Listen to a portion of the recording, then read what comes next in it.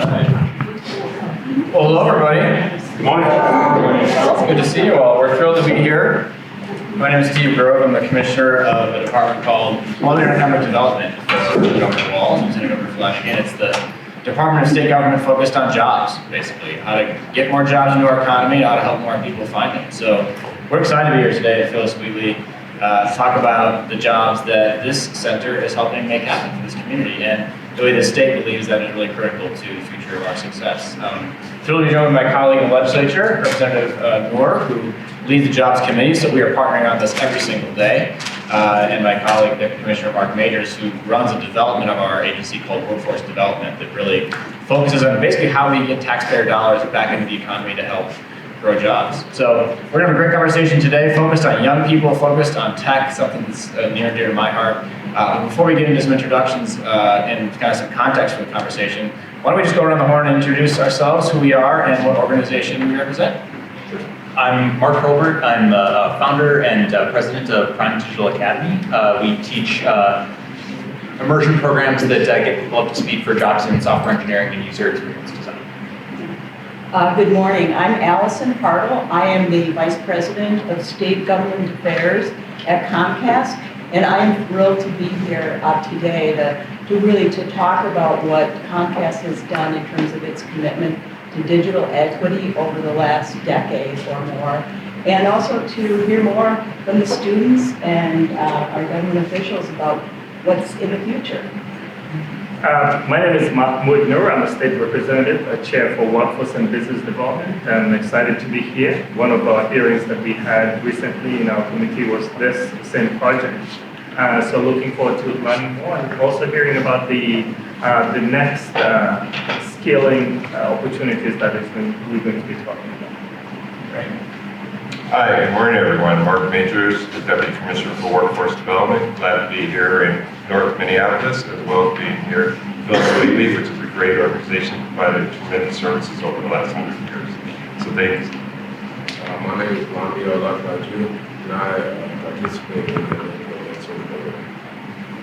Hi, I'm Glenda Arch. I am I'm going to call myself the Initiative Director of Digital Tech Works here at Phyllis Wheatley Community Center, and Manco Mentoring is one of our youth programs, and he also is just now spearheading our adult tech skills, which we have some participants in the audience to talk about that program also.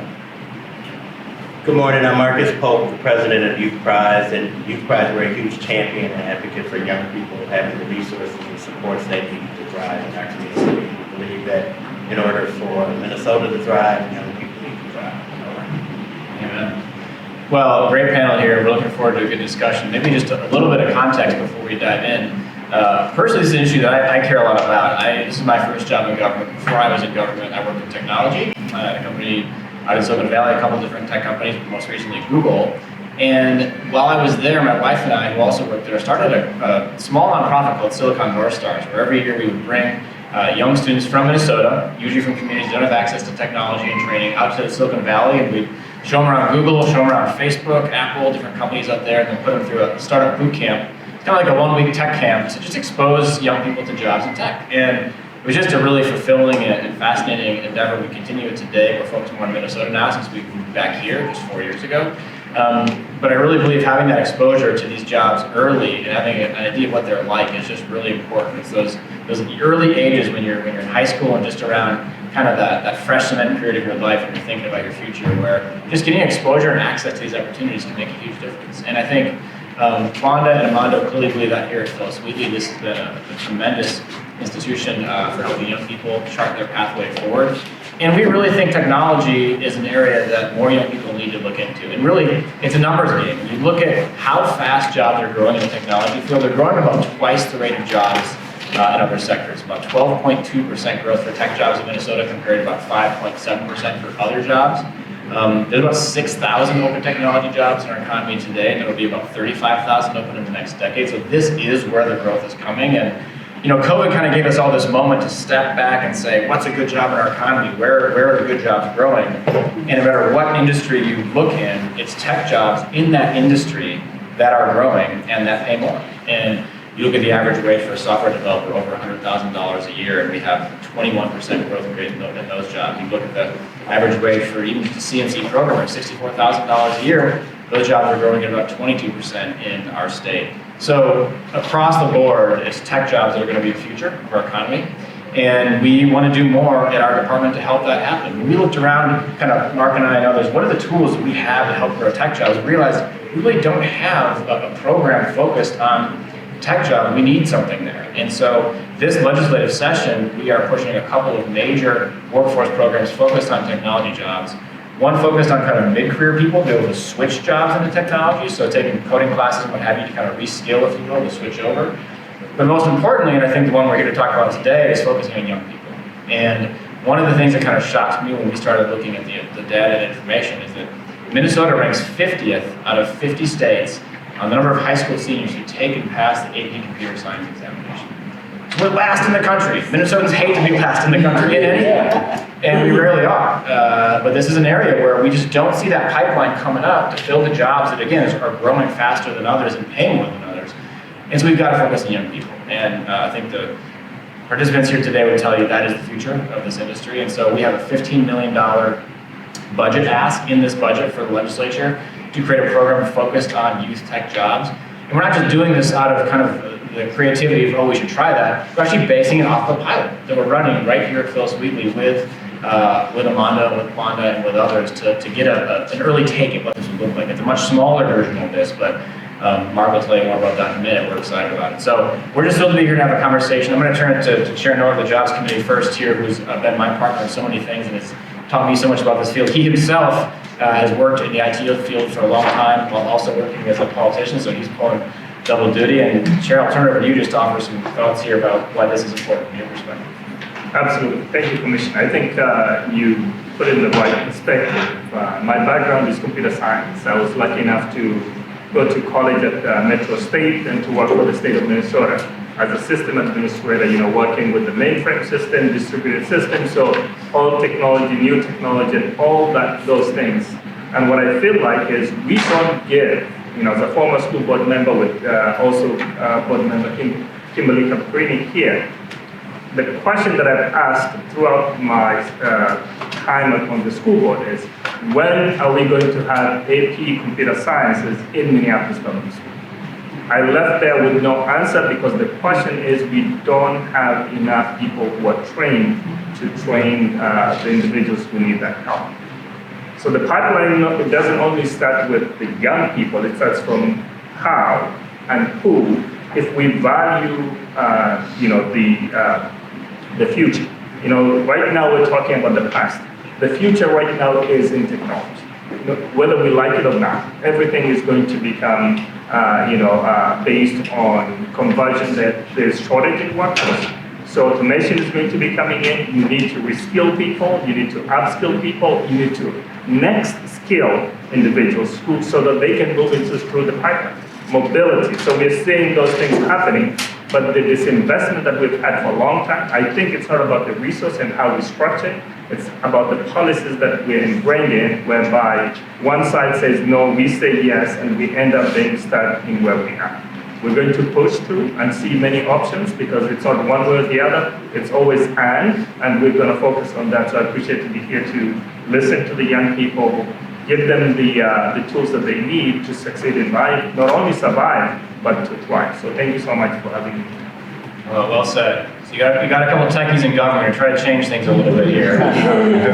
And I'll turn it to our Deputy Commissioner, Mark Majors, who is running this pilot program, just to give you a little bit of context on how we're seeing this field shape out and what we're hoping to accomplish.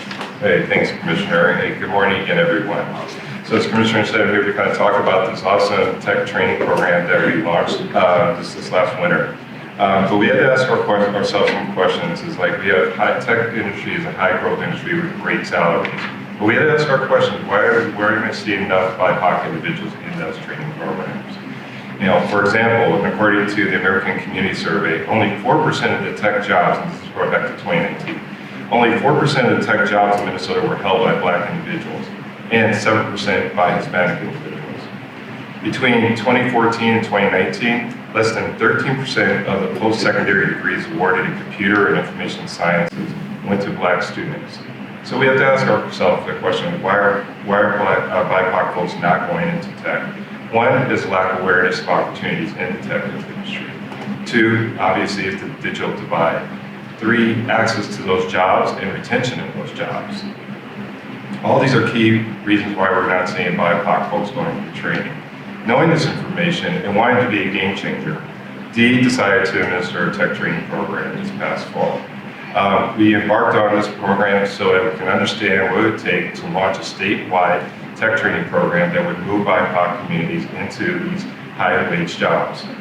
So we led an RFP, we worked with some of our partners, that you see here, and we received almost 16 applications worth about $5 million worth of requests. Unfortunately, we were only able to award 4 grants.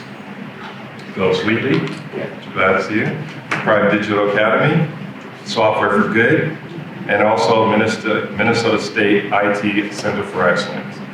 I'm really excited to let you all know they're all hitting the ground running. Yeah. They're doing great work. They got folks enrolled, and we expect to see some great results.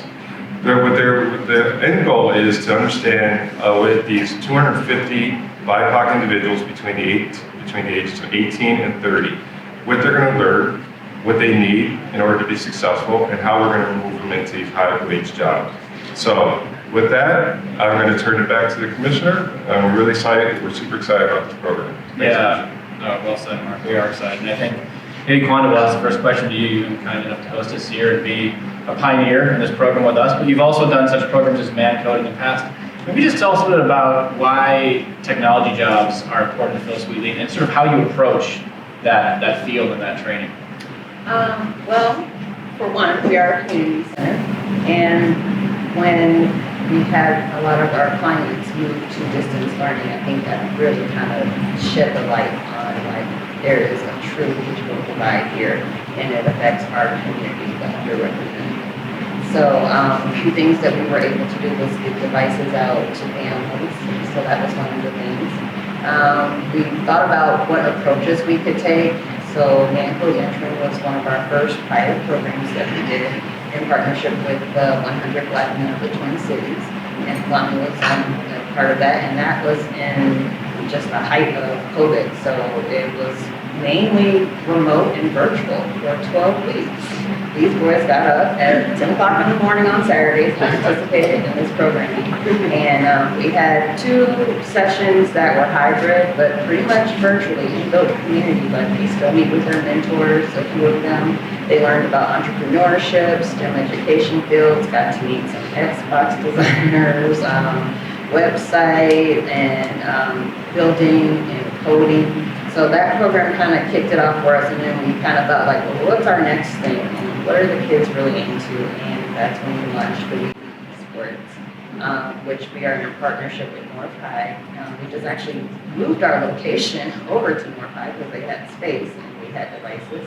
And with that, we are building a curriculum around esports and introducing the tech field slowly but surely through the curriculum. It's more than just the coding, it's the game design. It's the actual graphics. It's what comes, there's a whole other layer to it when you think about entertainment. And then, of course, with the funding from Dee, we were able to launch our Focus Tech Skills program, which we have Jackie out here in the audience who is spearheading that as our career and education navigator for our program. And with that one, we are focused on Microsoft certifications for cloud-based apps that can be built, and that's kind of a more cutting edge to technology in a sense. So the certifications necessarily, you can reskill yourself if you're already in the tech field, if you're looking for, if you're just getting into and you're not quite sure and you're not sure how to pursue education, the certifications kind of still gives you that leg up. So that's kind of been Phyllis Wheatley's approach, very holistic, very organic, very still community-centered, and working with our clients for our many different programs. Excellent. Well, Lami, I'm curious, first of all, thanks for joining us. And I'm curious for you, what interested you in ManCode? What made you sign up? Well, firstly, my mom, she signed me up.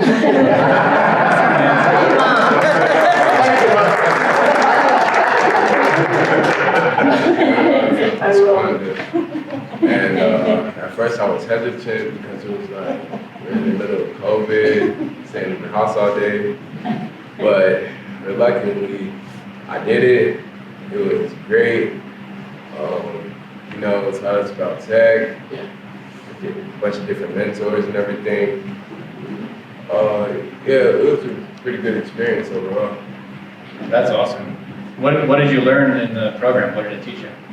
I learned about coding, learned about what's called like game design, and yeah, different speakers coming in to see us, teaching us about it, and it was really good to see black men, black people as a whole in these high-paying tech jobs, and making it possible. Yeah. Had you thought about a tech job before the program? Was this something new to you, or? Well, not necessarily. Now that I've done it, I see that it's an option, and started to look into it. Yeah. Excellent. Well, it's really exciting. It's really exciting you've done that. I'm curious, Mark, for you as someone who's done this kind of training, and you think about what it takes to get a job in this field, and you look at young people, what's the pathway look like? Does everybody who gets into tech need to go to a 4-year college degree to enter the field? Are there other options? How would you assess kind of the job market and what's needed?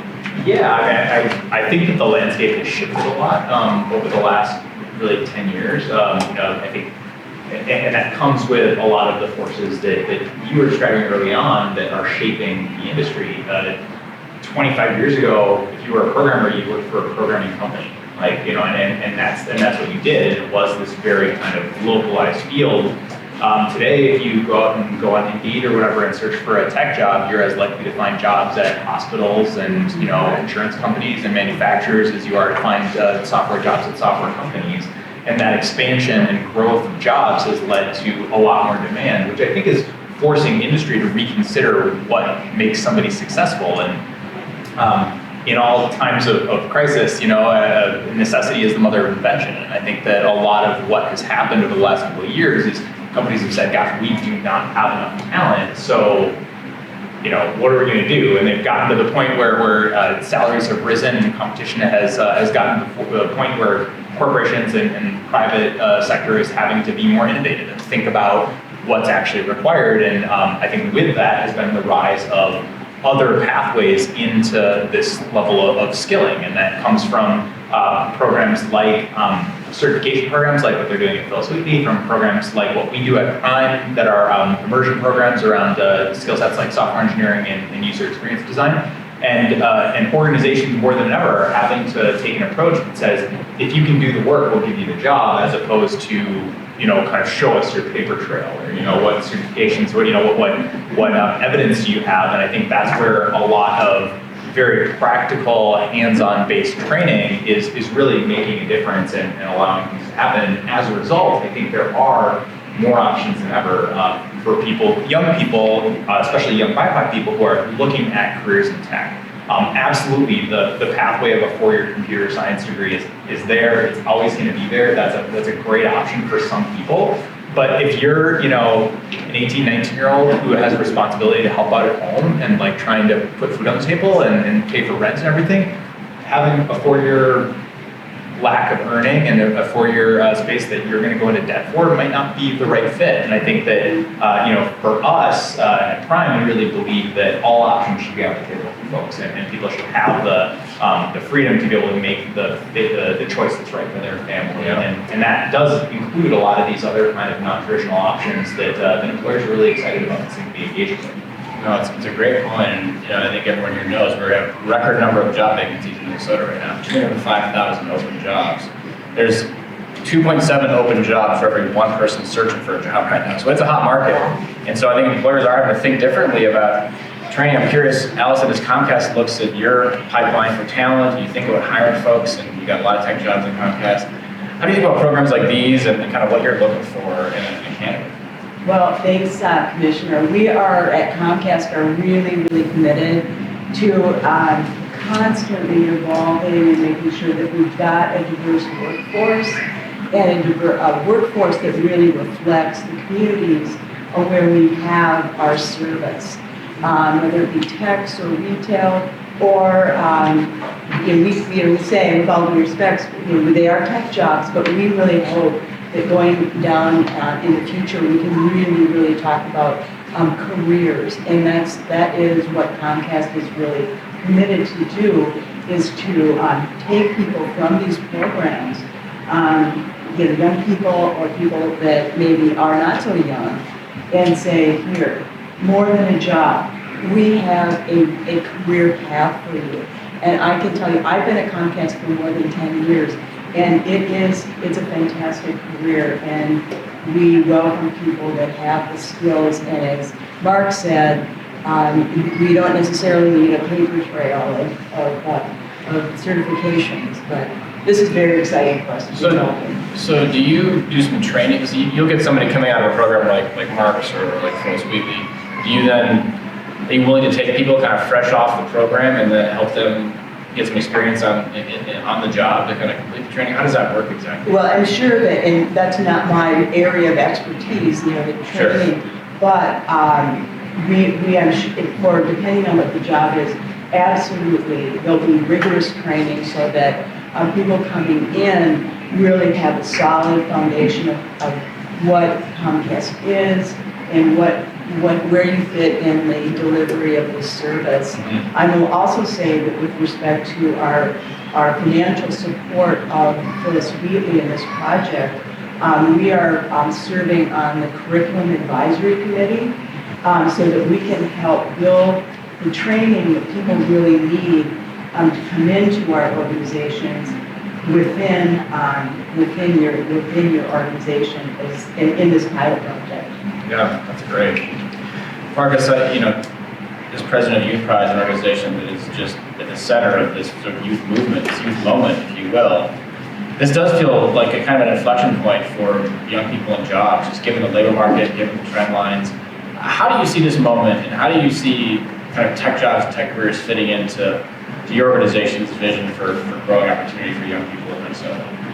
Yeah, thanks, Commissioner. So it's 2022, and is this the first tech pilot that the Come on. It's time, so we're behind. Yeah. And what we're about is, we think that young people are amazing and brilliant, and the problem is that as adults, we haven't put the things in place in our community to ensure that they thrive. So it's about us, working with young people who have great leadership capacity, great ingenuity and creativity, giving them the opportunities that we know will help them thrive. And I think when you think about the tech space and you look at the labor market, young people, I think, correct me if I'm wrong, Commissioner, the unemployment rate for young people is the lowest historic lows.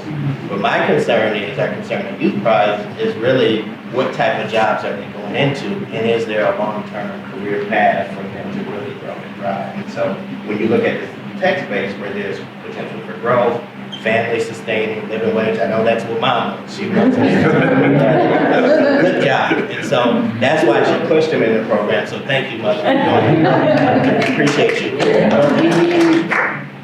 We need to put the opportunities in place so that young people can have a shot at these pathways that are so important and that can be very meaningful for their life and for the future. And that's what we want to see. And that's why we're supportive of this. We think this is long overdue in terms of commitment by the governor and the commissioner to really invest deeply in young people having opportunities in the tech space. And we want to see more of this, and we want to see a bigger allocation going forward. Yeah. No, I appreciate that, and you're right, it is way overdue. This is one of those things where when we came into the agency 3 years ago after the governor won and said, okay, so I wonder what the tech jobs program is. We kind of looked around and we said, I guess there really isn't one. It was shocking, and I think that it's time to change how government does business as business changes what's important. So this is a moment, I think, of transformation. Sure, Nora, I'm curious. You had a tech job, have a tech job. I'd be interested to hear a little more of your own personal journey and finding employment in the field and how that influences how you think as a legislator what's important for young people today.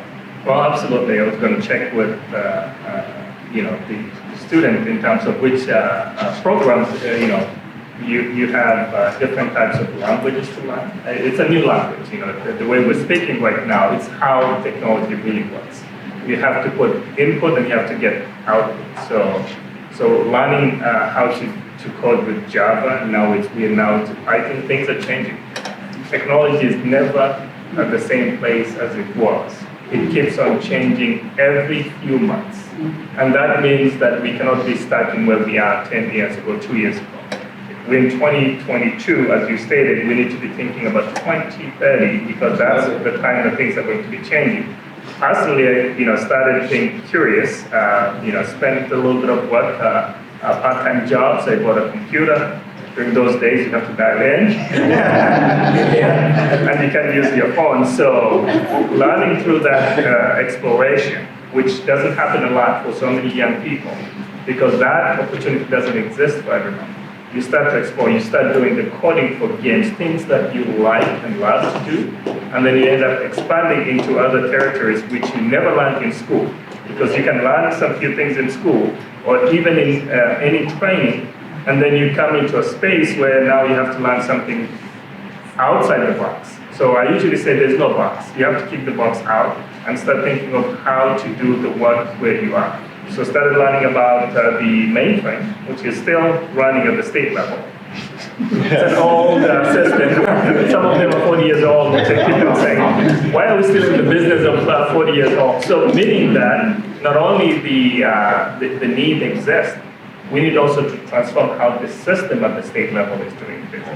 I used to work for the Department of Human Services until today. If you go to any work at the state, they use, they do by commands. I don't know if anybody still remembers that you got to have commands so that you can do, you end up going to the next level and all those things. So that has encouraged me to keep on learning more and keep on practicing what I've learned. And if you don't practice, you lose. I can tell you that. It's just like a language.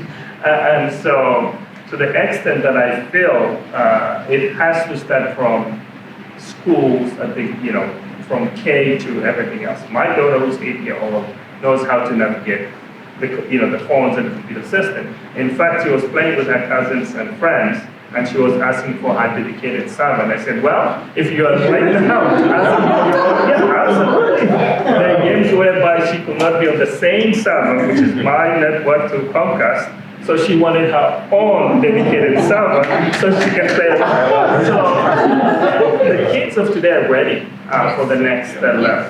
And that's where I believe we need to be investing from K-12 to giving people that level of appreciation that we can get more people ready to go. And then when it comes to upskilling and next skilling, we can help them through the programs that are happening in the community, in other places, because what we learn in school is just a top level. Now we have to take a deep dive, and that's what I'm more interested in, helping youth programs so that they can not only start from the beginning, but they can jumpstart to the next level. And it's something that I'm more interested personally in. In fact, as a state, we don't have IT apprenticeship in our system. It's something that I was more interested in. Apprenticeship is what guides us in terms of livable wage, sustainable wage. And so we gotta change how we see IT. Technology is the future. So bringing it into the fold of a state to recognize IT as an apprenticeship program is much needed today than ever before. A lot of things will change in the system. Do you agree with that? Oh, yes, totally agree. I mean, it's in every field, from farming to whatever, there's IT involved. And we, especially here in the state of Minnesota, our demographics are changing. We have more BIPOC communities growing, and if we do not, we won't have a workforce if we don't have programs available, if we don't start those pathways early on, as you said, from K to 12. And what will happen to our state then? So, yeah, for sure. I'm curious for you, Juan, or for anybody at the table, just, we talked about these programs, why they're important. What are the barriers that are out there? Whether it's in the workforce or with businesses who aren't looking in the right places. I mean, what do you see as some of the challenges that these efforts will inevitably face and already face in the marketplace? I definitely think exposure, starting with CTEs in the schools, exposing the youth to the programming, engaging the adults and the parents, that was, I remember when we were first launching our esports program, and I had a parent like, oh, he's always gaming, and that's something I'm trying to pull him away from. And I was like, okay, but there's so many different skills that you're acquiring, and it's a field that you can go into, and they're even offering scholarships for this. But having the parents engage and having a full understanding of what the programs are and what can be learned and what skills are gained is very important. And of course, costs, having free programs, offering at different levels. As we said, we have our adult tech skills, and that's 18 to 30, so that's not, your borderline youth in a sense. But having the exposure for it not having a cost associated to it in a sense, that helps. And that helps when it comes to the reskilling, that helps to the exposure, that helps to folks who really just want sustainability for their families, and as far as when it comes to income. Yeah, so exposure, cost. What are other thoughts about the barriers you see in the market? I think some of the core barriers are, I definitely agree with what Juan had said in terms of just exposure and awareness at the student level. I think at the employer level is another kind of important thing that needs to be addressed, which is tech, like it or not, like tech has been a very monocultural space. It's a lot of white dudes and not a lot of else historically. And the solution to that does not involve just putting BIPOC folks and women into that space. Those spaces need to change, and the culture in those spaces need to adjust and become more inclusive and more welcoming. And I think that's why a kind of everything on the table approach is really important, because if we spend and invest a bunch of money in getting middle schoolers really excited about tech in a wide, diverse group, and then bring them into a workforce that's full of, white dudes in hoodies, I recognize it's going to be a problem, and it's really important that we engage both the the students. One of the things we do at our program is we have a whole tech leadership series that involves a lot of DEI components and things like that, telling both the people who are in the majority and people in the minority, working with them about ways that they can be involved in the culture at the spaces that they join, but then also working with employers to understand what are the changes that they need to make, that they need to kind of adjust if they want to do more than just pay lip service to the idea of building more diverse workforce. So. Thanks, Mark. Just take the hoodie off.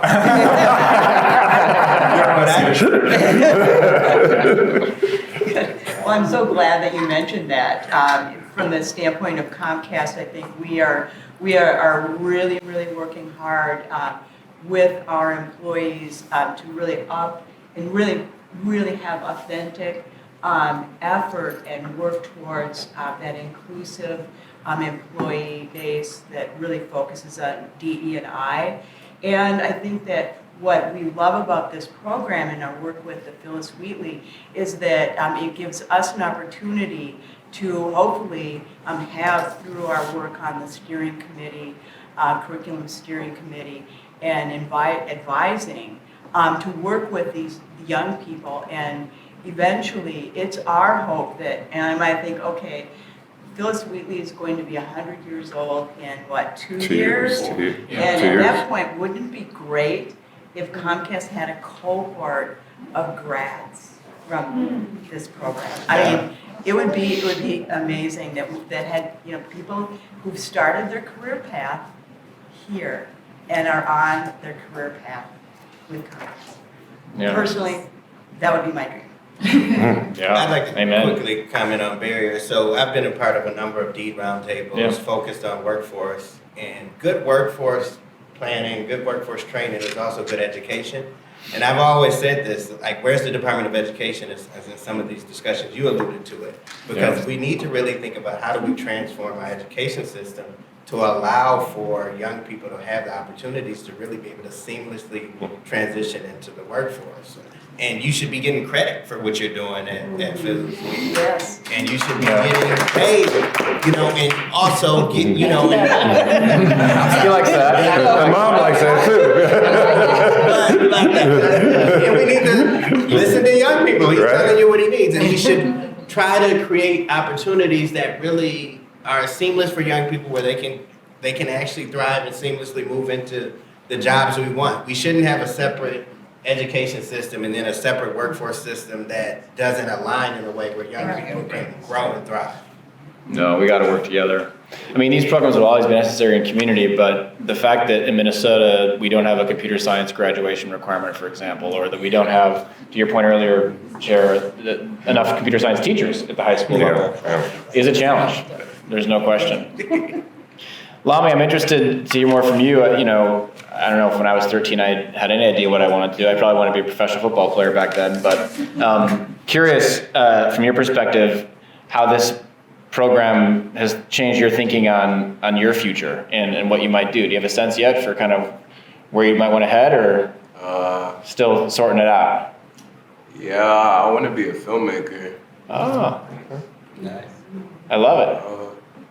But like, it's giving me more to think about, about my career choice. Yeah. Well, one of the things we say a lot, and just make sure people remember, is that there are tech jobs in every industry, whether you're in film, whether you're in manufacturing. I mean, it's not just you have to work for some Silicon Valley tech company to be working a tech job. That's for sure.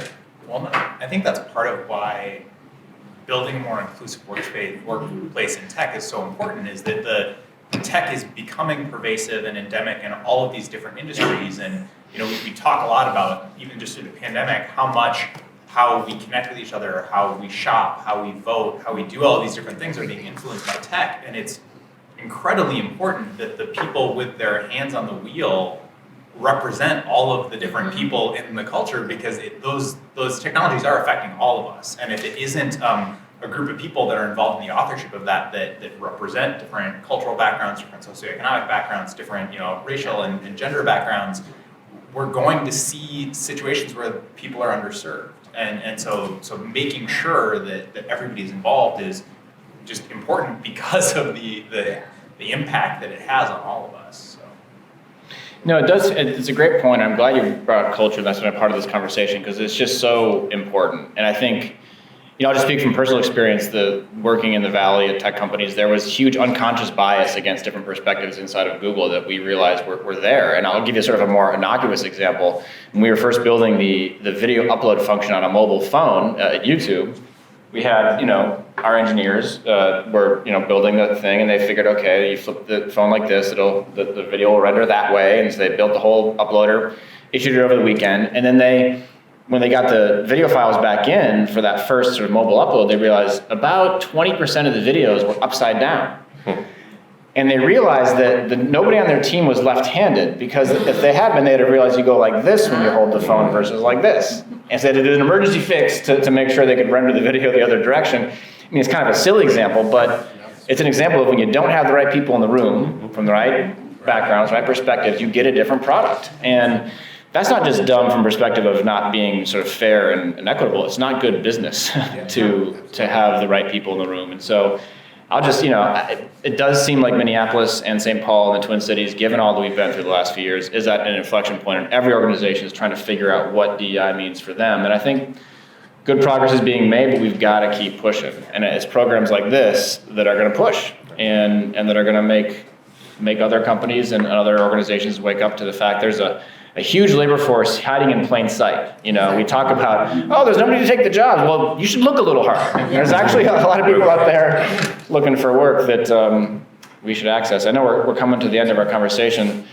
Deputy Commissioner, I'm just curious your thoughts for the future of this pilot, and if we're able to get this $15 million and put this program into place, what do you hope to see happen in Minnesota? Well, $15 million to do this kind of training that, as we've talked about today, it's a huge game changer. It's a game changer not only for our employers, but even for folks in the community. I mean, you just think about, the impact, of moving BIPOC folks into high-wage jobs, what that means for not only for themselves, but also for their families and generations to come thereafter. And so, Chairman Norm. Let's get this done, because we got a young man right here who's going to be a film star, and he's going to bring his friends with him to really put money into our economy and really kind of get Minnesota going and making communities like this flourish. So I'm really excited, Commissioner, about the possibilities. The opportunities are endless here. Yeah, agreed. Commissioner, Yamando, yeah. Yes, in our digital tech program, we also have, under the Microsoft programs, we have people here with the ABCs and adult basic learning as well. And excellent. also for Microsoft to get your certifications too. Yeah. So we asked some people to come here today just to kind of see if you wanted to ask them a question. Oh, yeah. He has to go to work in a few minutes, so I just wanted to make sure that he was acknowledged too. But the platform for digital tech, it covers the man code, it covers the esports, girls who code, and also the Microsoft programs. Yeah, no, that's a great point, Armando. 70% of the people in tech in this state are men, so that's a huge issue. How's your program going? I mean, is this an opportunity for shifting careers, or how do you see it? Well, I'm Jackie, and I'm the Career and Education Navigator for the Digital Tech Work Program here at Phyllis Whitley. So I recruit, train, and bring people into the program. Oh, thank you. And I officially just got in this role, I want to say about February-ish, and so far we have 68 people registered. Intake meetings to get everybody on board. So I brought two of my participants here, Simon and Estella, just to share the reason of why they are interested in Digital Tech Work Academy and what they hope to learn from the program. Great. All right, I'm Simon. So I was recruited by Jackie, and thank you for recruiting me. And I want to read what Noah said earlier: is you got to keep learning if you want to reskill. I've been in operations. I worked for Target for about 8 years now. I've been hearing aids, been operations manager for a while. And I've come in contact with data and how it impacts how I make decisions at work. And currently I'm working with an IT person where some of the tools that he's built is, make us more efficient and change the way the organization runs. And prior to that, I've had that chance to work with IT, technology, and I don't know why I've never made that jump. So recently, we try to change our ERP system from an old ERP system to a Microsoft 365. And it's going to be a challenge for my organization if we don't have the right people in the right seat. And I'm like, wow, Simon, you keep coming into this thing, and something should tell you that you need to make the jump. Yeah. So I found this on social media. Thank God for technology. And I was late for the session, so I was like, I need to get into this program right away. So I kept emailing around. I wasn't getting a response back, but I need to get on the horn. Finally, I got hold of Fonda, and she put me in contact with Jackie, and I'm here today. And I want to reskill. So technology has been an area that's always fascinated me, and I'm here just to learn more and then to get into a different career path. That's awesome. And very brave. I mean, I think changing jobs is nerve-wracking for anybody, no matter what you're doing. So it's exciting. Hello. You're doing the same? Yes, I am. My name is Stella. How's everybody doing? So I did the same thing as Simon. I do technology, Facebook, and I kind of did I need to get into those classes because I wanted to rebrand myself. I wanted to try something different. As we all stated, we all know technology is the future, so we need to get in here. I have kids, and I kept on telling them, hey, do it, but they won't do it. So I said, maybe if I take a step myself, be the leader, show them, get out there, then I'm able to show them, hey, if I can do it at my age, pivoting moment, maybe I'm able to show them and bring them forward. But yeah, I see it, I want to change, and I'm ready. Okay. All right. Amen. All right. Stella, Simon, thank you. People talk a lot about the great resignation, but I think that's sort of a misnomer. It's more like the great job migration. People are shifting, they're finding a better opportunity. Chairman Orr, final thoughts on this topic? I think the participants have well spoken about where we should be going. The issue of not only one generation, but we also need to be talking about two generations, whereby the young people are encouraging to that process, because it's really critical that they see themselves in the next, into the future jobs and everything else. But knowing that, we have tele everything nowadays, if you want to meet your doctor, you go online. If you want to do anything, you can do so by using your phone. And so this is an opportunity for all of us to rethink how we do and think about how we will be able to achieve success together. It's going to take a lot of efforts. We're starting with the K-12. There's a bill that Chair Dabney is looking into so we can increase the AP programs for the computer science. Yes. We're looking for ways to fund continuously how we can partner with the department to make sure that we can do some magic. It takes magic sometimes. So appreciate you. Magic and hard work. Absolutely. Thank you for having me, and thanks to the students for actually taking it's courage. Well, thank you. What a great note to end on. Kwando, Armando, thanks for having us today, for your leadership and for the hard work. Let's get this done and build something that our community can be proud of and just change the tools we have to grow jobs for the state. So thanks, everybody. Appreciate y'all joining us. Take care.